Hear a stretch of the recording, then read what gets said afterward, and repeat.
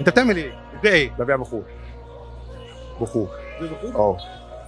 تكسب منها يعني؟ بص الحمد لله بجيب رزق عيالي احسن ما اقول لحد اديني.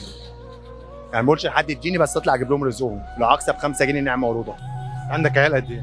معايا ملك وعبد الرحمن 13 سنه، اميره وعلي 7 سنين، سليم لسه مع يعني كده 5؟ والله. السادس اللي جاي؟ لا مفيش. لا كله مفيش سادس. مفيش ربنا يبارك لك سادس. فيهم. يا رب يا رب. بس نزلني، انا عايزك تنزلني. عايز تقول ايه للناس؟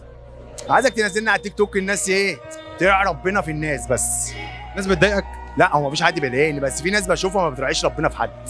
يعني انا في ناس كده تبقى طالعه لله كده، يخش على واحد بتاع عربيه اديني لله ما يرضاش يديله. انا مطلع اللي فيه النصيب. لا انا مش بطلع له عشان ربنا يرزقني، انا بطلع لنيتي لربنا. حتى وانت الدنيا ماشيه واحده واحده معاك بتطلع لله. اه عند ربنا مش عند البني ادمين. عند ربنا مش نفسك عيالك يطلعوا ايه؟ انا نفسي يطلعوا اجدع الناس، احسن مني في اي حاجه. احسن مني، عاوزهم يطلعوا دكاتره ظباط، احسن مني في اي حاجه. عايزهم يتعلموا يعني. طبعا عاوزهم يتعلموا، ما انا شغال وطالع عينهم من ليه؟